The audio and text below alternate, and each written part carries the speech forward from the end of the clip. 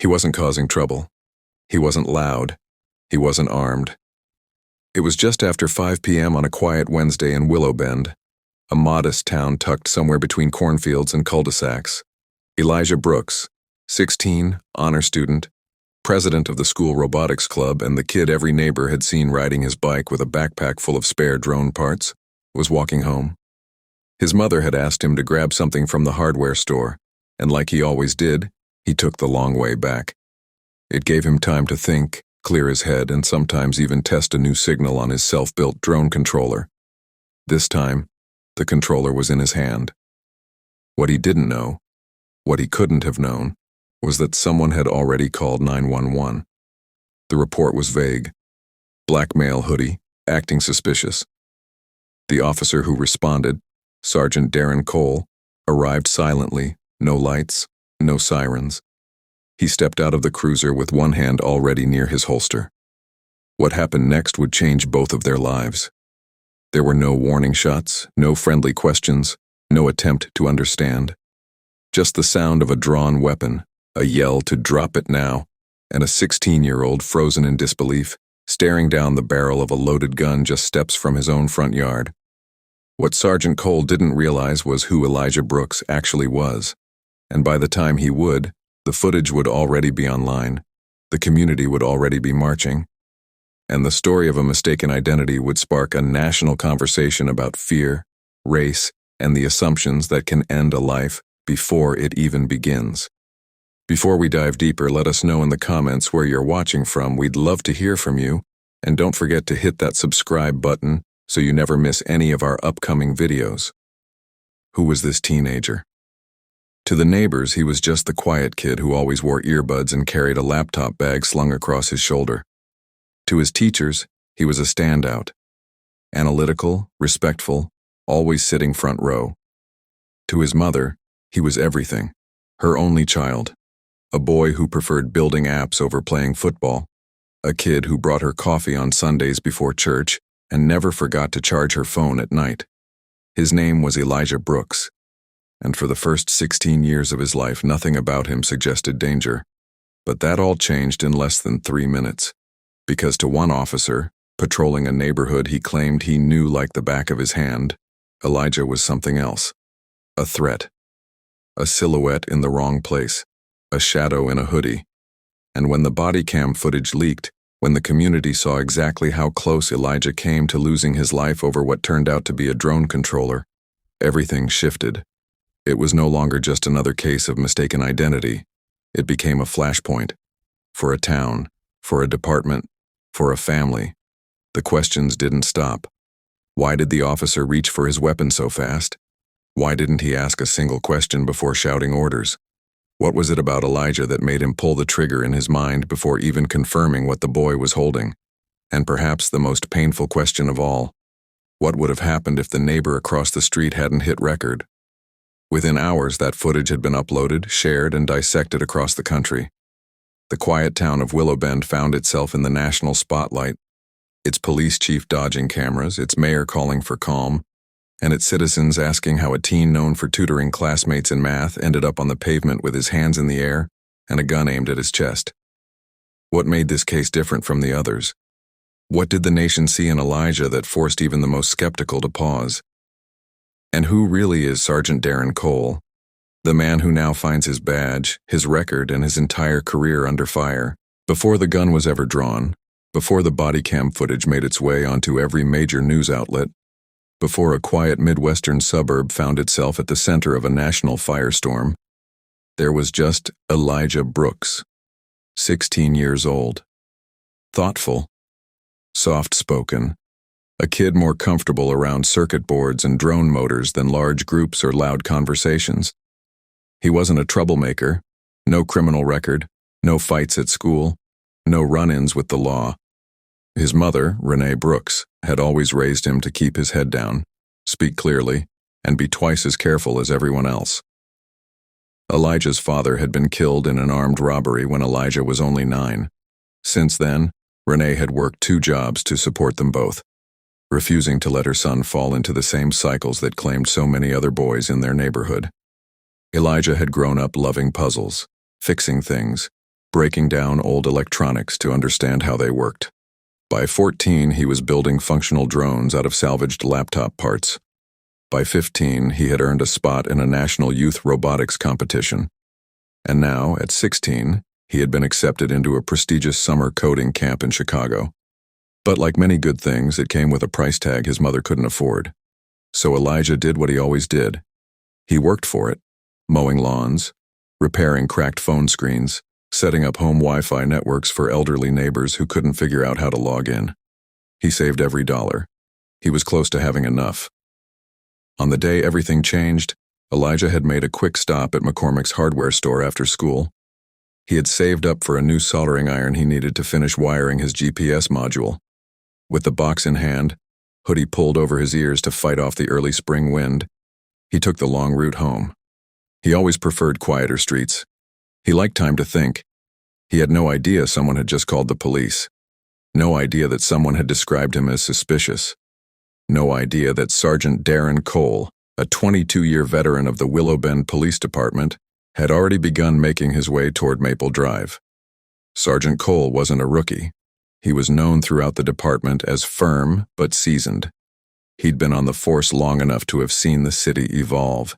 New neighborhoods, new tensions, new expectations. His personnel file painted a mixed picture. Letters of commendation for his response to a domestic violence standoff. Awards for community service. But also, several complaints. Most had been closed without action. A few, filed by residents from the South Side, alleged repeated stops without cause, harsh tones, assumptions made too quickly. Those close to him called him cautious, protective. Others used harsher words, rigid, aggressive, too quick to escalate. On that particular afternoon, Sergeant Cole was nearing the end of his shift when dispatch flagged a report. Suspicious person. Black male. Appeared to be loitering or moving slowly near homes on Maple Drive. The caller didn't give a name, just a short message and a vague warning. Cole didn't activate his lights. He didn't alert backup. According to the log, he didn't even turn on his body cam until moments after exiting the cruiser. What exactly he saw in Elijah Brooks has since become a matter of national debate. But the official report stated that Sergeant Cole observed the suspect holding what appeared to be a black device and moving with intent near several driveways. What Elijah was holding was a cardboard box containing a drone controller and soldering tools. What he was doing was walking home. What he didn't see coming was the sound of a patrol car slowing behind him, the sudden shout of orders from a man he didn't know, and the sight of a handgun aimed directly at his chest before he had even turned all the way around. It was just a walk. June 14, 2025. A Wednesday. The kind of ordinary summer day where most people are thinking about dinner, not danger. At exactly 5:42 p.m., Elijah Brooks was walking east along Willow Creek Drive, a tree-lined stretch of sidewalk in a neighborhood known more for its manicured lawns than for police encounters. He had his earbuds in. The music wasn't loud, but it was enough to shut out the noise of traffic and let him focus. In his left hand, he carried a small cardboard box. Inside it, a custom-built drone controller and a handful of spare connectors for a GPS module he was planning to finish that evening. Elijah wasn't walking fast. He wasn't walking slow. He was just walking, hoodie pulled over his head to shield from the breeze that still lingered in the late afternoon air. His house was 3 blocks away. He'd walked this path dozens of times. But what he didn't know, as he passed the freshly mowed lawn of 814 Willow Creek, was that someone had been watching him from behind their blinds. A woman, older, white, unfamiliar with Elijah, had picked up the phone and called 911. Her voice was calm but uneasy. "There's a black male walking around the neighborhood," she said. "He's wearing a hoodie. He might be casing houses. Can you just send someone to check it out?" The dispatcher took the information and dispatched the nearest available unit. That unit was Sergeant Darren Cole, still in uniform, still 10 minutes from the end of his shift. He didn't know Elijah Brooks. He didn't know where he lived. And despite having patrolled this neighborhood for years, He didn't recognize the address the dispatcher gave him. He didn't activate his sirens. He didn't turn on his lights. And, crucially, according to the official log, he didn't activate his body-worn camera. When questioned later, he claimed he believed it had been turned on. The footage would later confirm it wasn't activated until well after the initial interaction. However, the dash cam from the patrol car did begin recording shortly after he turned onto Willow Creek Drive. The video would become one of the most dissected, paused, and analyzed pieces of footage in recent memory. At the start of the clip, the cruiser slows as it approaches a single figure walking along the sidewalk. There's no sound yet, just a faint hiss from the dashboard mic. Elijah walks calmly, box in hand, unaware that anything is about to happen. At 5:44 p.m., the patrol car stops abruptly. The driver's side door swings open. Sergeant Cole steps out. One hand rests near his belt. The other swings forward as he shouts something toward Elijah, though it's not immediately audible. Witnesses would later say they heard the officer yell, drop it now." Elijah stops walking, startled, turning halfway around. He lifts the box slightly in confusion. His face shows no aggression, no defiance, just confusion. He takes one small step back, his hand still holding the box. That's when the gun is drawn. Sergeant Cole raises his service weapon, both hands on the grip, arms extended in a firing stance. According to the timestamp, only 12 seconds have passed since the officer exited the vehicle. 12 seconds between arrival and drawn weapon. No warning shot. No request for identification. No attempt to ask a question. The scene unfolds in silence for the next 5 seconds. Elijah's expression tightens. He freezes, shoulders tense. He doesn't drop the box. He doesn't run. He doesn't reach. He just stands still. His mouth moves as if trying to speak. The footage isn't clear enough to read his lips. What is clear, hauntingly clear, is the fear in his eyes. From across the street, unseen in the dashcam's angle, a neighbor named Vanessa Hall has stepped outside. She hears the yelling. She sees the boy in the hoodie. She sees the gun. She pulls out her phone. Her video, shaky, unfiltered, just 42 seconds long, will be online before the police report is even written. In that video, the standoff is already in progress. Sergeant Cole is shouting. Elijah is motionless. Then, slowly, visibly shaking, Elijah bends at the knees and lowers the box to the ground. His voice is calm but audible. "It's just a drone controller. I live right there." The camera jerks. The frame shakes. The video cuts off. What happens next splits the internet in two. Within hours, screenshots from Vanessa's video are all over social media. The hashtag, Elijah Brooks, trends within the first 24 hours. Some see a child trying to survive. Others defend the officer's actions. The debate is instant, visceral, and deeply divided. In the days that follow, the question won't be whether Elijah was guilty of anything. He wasn't. The question will be why, in those first few seconds, a young black teen holding a box was met with a loaded weapon instead of a question. And why it took the lens of a neighbor's cell phone for the rest of the world to see what could have easily ended as another name on a growing list. 12 minutes. That's how long it took for the world to change. From the moment Vanessa Hall uploaded the video of the confrontation between Sergeant Darren Cole and Elijah Brooks, the footage spread with a speed that couldn't be controlled. By the time Elijah walked through the front door of his home, shaken, silent, holding nothing but an empty box and a weight on his chest that no teenager should carry, his name was already trending. His face, captured in a single still frame of the video, stood frozen mid-expression, part confusion, part fear. His mother, Renee Brooks, didn't find out from the police. She found out when her friend from work sent her a message asking if Elijah was okay. "Isn't this your son?" the message read, with a video attached. By then, the clip had already been shared across Facebook, Instagram, and Twitter. Within an hour, it had hit 1 million views. The caption read, "Officer draws gun on unarmed teen in Willowbend." And suddenly, a quiet neighborhood was national news. Elijah had followed every instruction during the encounter. He never raised his voice, never resisted, When Sergeant Cole ordered him to the ground, Elijah obeyed. When he was told to place his hands behind his head, he did so without hesitation. Witnesses said he never even asked, why? He just complied, out of fear, out of instinct, out of survival. And yet, even with the video showing that no crime had been committed, even with the box containing nothing more than a DIY drone controller, there were voices trying to justify what had happened. A few online commenters said things like, "He should have taken off the hoodie," or "He looked suspicious walking between houses." But the overwhelming public response was outrage. "Why was a gun drawn on a child?" became the rallying cry.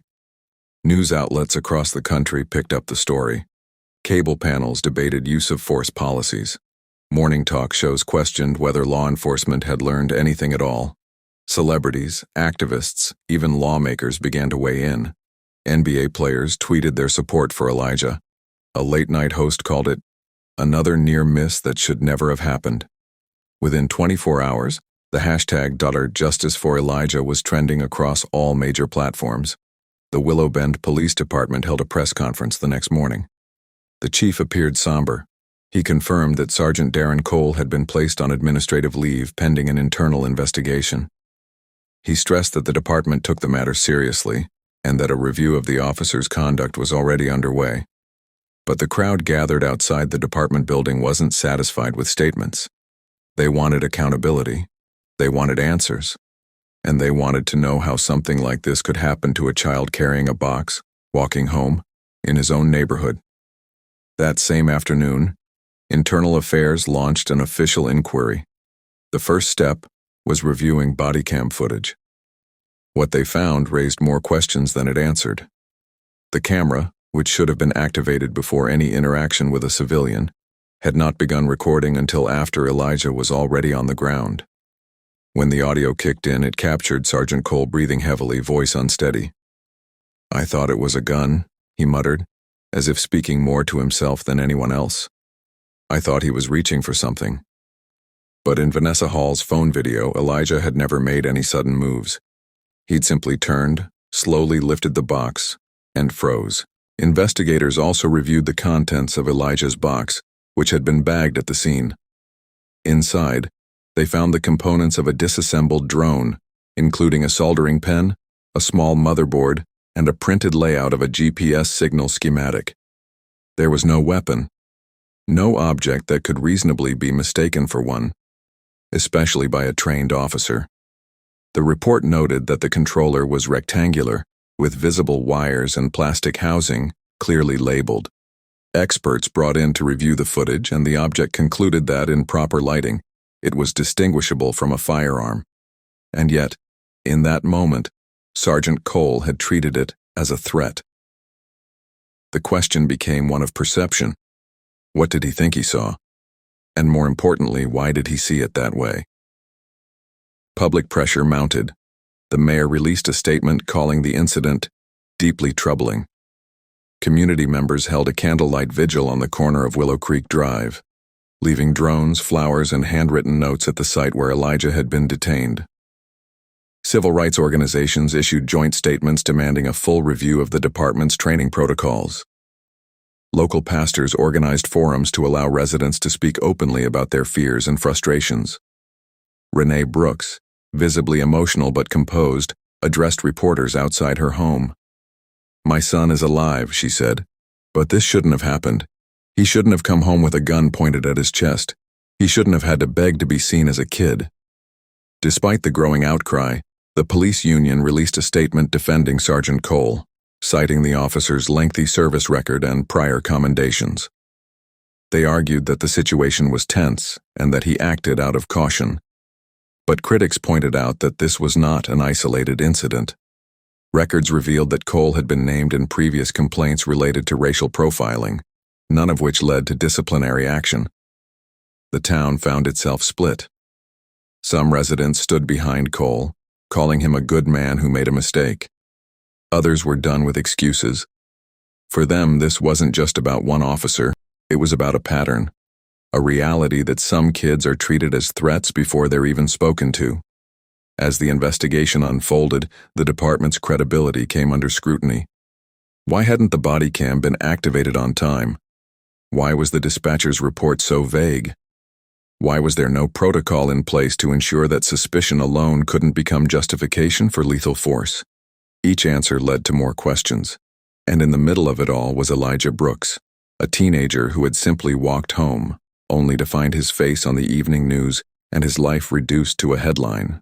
By the time the official investigation reached its third week, the narrative around Elijah Brooks had started to shift. Not in terms of guilt or innocence, because that was never in question, but in the way the world began to understand who he actually was. He wasn't just a teen who survived a near-lethal encounter with police. He wasn't just the subject of a viral video or the face behind a trending hashtag. Elijah Brooks was something else entirely, something the public hadn't been told in those first breathless headlines. At the heart of it all was a project, a coding project that had taken Elijah nearly 9 months to build from scratch. It was called Project Falcon, and it was more than a drone. It was a fully autonomous system designed for real-time location mapping in low-signal environments, places where cell towers failed, where GPS dropped off, where first responders couldn't reach in time. Elijah had designed the system using parts from salvaged laptops, old smartphones, and repurposed drone modules. It wasn't flashy. It wasn't built for fun. It was built for search and rescue. And it had caught attention. Not just from his teachers at Willowbend High School, but from a national nonprofit called Code Horizon, an organization that sponsors young tech innovators from underrepresented communities. Elijah had applied months earlier with a simple pitch: a drone that could help firefighters and disaster teams locate missing people in collapsed buildings. He never expected to be accepted, but he was. In fact, he had done more than get in. He'd been invited to present at their annual tech summit in Seattle. At just 16 years old, Elijah Brooks was set to become the youngest speaker in the event's history. The soldering iron he'd picked up on the day of the incident wasn't for fun. It was to complete the final build of the navigation relay he'd been testing. The long walk home through Willow Creek wasn't suspicious. It was strategic. He was testing the drone's signal strength along the neighborhood's dead zones, mapping signal drop-off points to calibrate the internal antennas. All of this, every detail, came out during the preliminary hearings, when attorneys presented evidence of Elijah's acceptance letter from Code Horizon, copies of his build notes, and communications with his mentor from the program. One email read, "We're blown away by your concept, Elijah. We think it has real-world impact. Just finish your final version and bring it to Seattle. We'll handle the rest." The same box Sergeant Darren Cole had identified as suspicious now sat sealed in an evidence bag marked Exhibit C with the word drone written across the label in black ink. The courtroom was packed. News crews, reporters, activists, and residents from both sides of Willowbend lined the hallways for days. Some came to support Elijah. Others came to support Cole. But no one left unmoved. Elijah was called to testify. He walked to the stand with the quiet composure of someone far older than his age. Dressed in a simple navy jacket and collared shirt, he spoke clearly, calmly, and without hesitation. He explained his project, how he developed it, why it mattered. He detailed how the drone used Wi-Fi triangulation and GPS fallback protocols to search for signals in places emergency crews couldn't reach. When asked why he didn't run when the officer pulled the gun, Elijah answered simply, "Because I didn't want to die." The room fell silent. Later, it was Sergeant Darren Cole's turn to testify. The man who had once been seen as a pillar of order in Willowbend now sat, shoulders slouched, his eyes bloodshot, face marked with fatigue. On the stand, he was visibly shaken. When asked to explain his actions, he didn't deflect. He didn't deny. He didn't claim malice.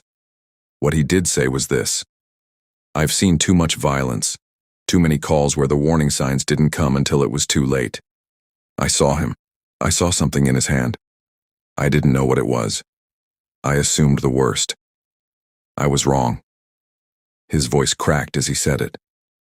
I was wrong. But the question remained. was being wrong enough to walk away from consequences. Public reaction to the revelations was swift. Cable news anchors now described Elijah as a youth innovator and brilliant mind nearly lost to a tragic assumption. A local news outlet ran the headline, "From Suspect to Speaker, the Real Elijah Brooks." At the same time, others warned against vilifying every officer who made a judgment call in the field. Supporters of Cole held signs outside the courthouse reading, "He protected us, and we stand with Darren." But even among those who supported law enforcement, there was growing acknowledgement that this was a case of serious misjudgment, one that could have ended in an irreversible loss. What made this case different wasn't just the footage or the public outrage. It was the undeniable truth that emerged about Elijah's life, his purpose, his intentions. He wasn't casing homes. He wasn't lost. He wasn't angry. He was building something meant to help people. He was working to make something better. And in return, he was met with suspicion, with a drawn weapon, and with the possibility of never making it home. The courtroom drama didn't end with a conviction or a prison sentence. This wasn't that kind of case, but the damage, to reputations, to trust, to the fragile fabric of a small town, had already been done. Elijah Brooks had become a symbol, not because he chose to be, but because the world had chosen to see him through a lens shaped by fear instead of fact. And as the final testimonies were heard, and the judge prepared to rule on the internal disciplinary recommendations, the nation waited. Because this story, once buried in the routines of a suburban afternoon, had now grown into something far larger. The truth about Elijah Brooks had spread fast. But whether it would be enough to change anything, that was a different matter entirely. By the end of the 6th week, the nation had mostly moved on. But for Elijah Brooks, Sergeant Darren Cole, and the people of Willowbend, the story was far from over. The internal investigation wrapped up quietly on a Thursday morning. The city council held a closed-door meeting. The police chief released a short statement. Sergeant Darren Cole had been relieved of duty, not suspended, not reassigned, fired, effective immediately. But there would be no criminal charges. The district attorney announced that while Cole's actions were deeply flawed, they did not meet the threshold for criminal prosecution under current state law. The decision drew swift criticism. Civil rights attorneys called it a failure of accountability. Protesters returned to the steps of City Hall. And although there were no riots, no fires, no shattered glass, the tension in Willowbend didn't fade. It hardened. For Elijah, life didn't return to normal. It never could. But something new began to take shape. Code Horizon, the nonprofit that had sponsored his drone project, stepped in with a full academic scholarship, not just for the summer camp in Chicago, but for any college program of his choice.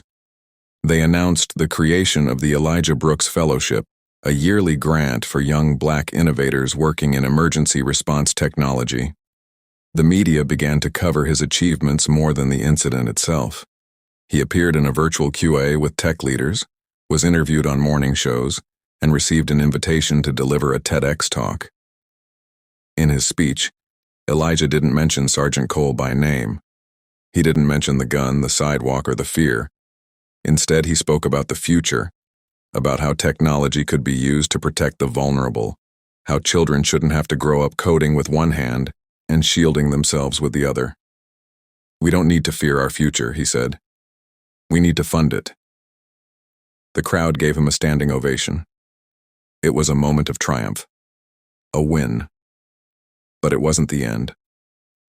Because just as things seemed to be settling, a new piece of evidence emerged. A local journalist working on a separate public records request uncovered an unlisted body cam file from a traffic stop dated 3 years earlier. The officer in the video was Sergeant Darren Cole. The footage showed him pulling over a 23-year-old black man for what he claimed was failure to signal. During the stop, Cole's tone was aggressive, dismissive. And then the audio captured something unmistakable, a slur, racial, angry, and loaded with contempt. The department had flagged the video as inappropriate language, internal use only. It had never been made public. It had never been cited in any disciplinary report. But now, with Cole's name already under scrutiny, the video went viral in under 24 hours. And suddenly, the narrative changed again. This wasn't a mistake. It wasn't a one-time lapse in judgment. It was a pattern, a history, a warning that had been ignored, buried, and ultimately allowed to manifest in the form of a drawn weapon aimed at a child's chest. Protesters returned to the streets with renewed anger.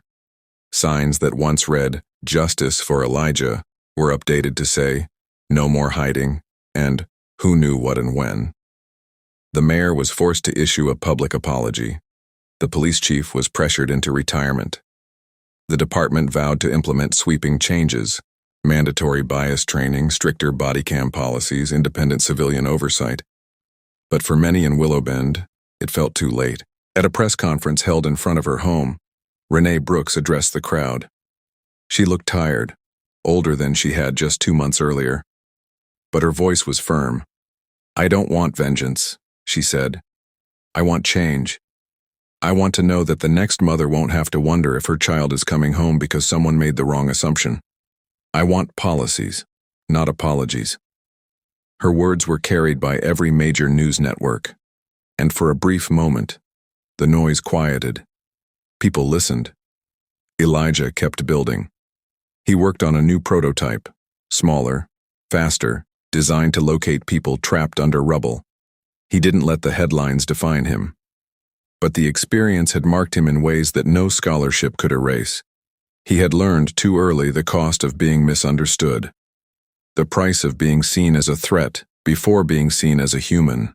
And yet, through it all, he chose not to retreat. He chose to speak, to build, to stand. In one of his final public interviews, Elijah was asked what he would say to Sergeant Cole if given the chance. He paused for a long time. Then he said, "I'd tell him I wasn't the one he needed to be afraid of." That sentence echoed.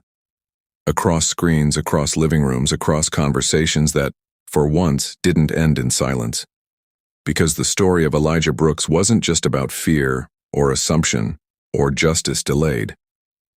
It was about what happens when two futures collide, one built on fear, the other on hope.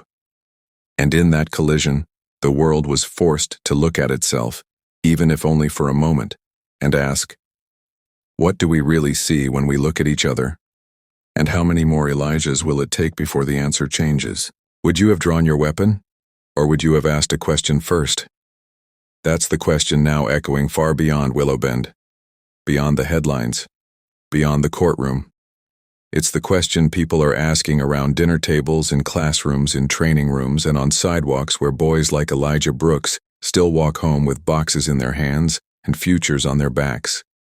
It's the question that doesn't just belong to police officers or politicians, it belongs to every one of us. Because what happened that day wasn't just about a weapon, it was about a decision made in seconds that could have ended a life, a decision shaped by fear, by bias, by assumptions that no teenager should ever have to carry. What do you think happened that day? Was it a moment of panic? Was it poor training? Was it a symptom of something deeper in the system?